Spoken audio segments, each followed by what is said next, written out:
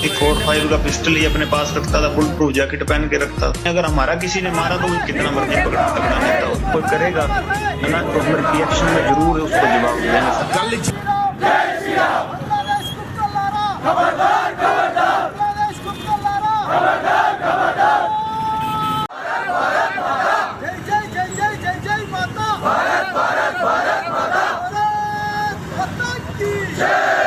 మొన్న జరిగినటువంటి బంగ్లాదేశ్లో చంద్రదాస్ అనే వ్యక్తిని ఏ రకంగా అయితే కాల్చి చంపిరో ప్రపంచమంతా కూడా ఆ సంఘటనను చూడడం జరిగింది.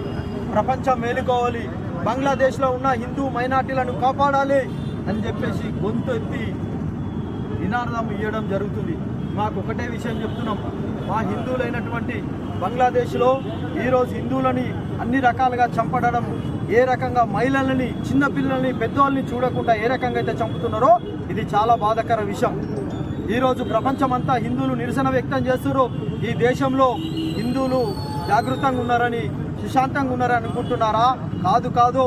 ఇక్కడున్న హిందువులు, ఇక్కడున్న ఇందూరు జిల్లాలో కూడా చాలా సందర్భాలు మన హిందూ మహిళలపైన లవ్ జిహాద్ అనే ఆధారంగా ఎన్నో రకాల దాడులు జరిగినాయి.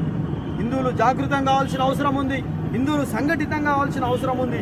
హిందూ సంఘటితంగా ఉంటేనే ఈ భారతదేశం బాగుంటుంది, భారతదేశం బాగుంటేనే ప్రపంచం బాగుంటుంది అని చెప్పడం జరుగుతుంది. ఈరోజు పశ్చిమ బెంగాల్లో బంగ్లాదేశ్ నిరసనగా హిందువులపైన దాడి ఏదైతే జరిగిందో, పశ్చిమ బెంగాల్లో ఈరోజు సాధు సంతులు, అక్కడున్న హిందువులు నిరసన వ్యక్తం చేసి అక్కడున్న ఒక దొంగ ముండా ఆమె మన హిందువుల మీద లాఠీ చార్జ్ చేపించడం జరిగింది. ఇది చాలా బాధాకర విషయం. తక్షణమే హిందువులంతా మేలుకొని బంగ్లాదేశ్లో ఉన్న హిందువులకి రక్షణ కల్పించాలని చెప్పేసి మేమందరం డిమాండ్ చేయడం జరుగుతుంది. భారత్ మాతాకి జై, భారత్ మాతాకి జై, జై శ్రీరామ్.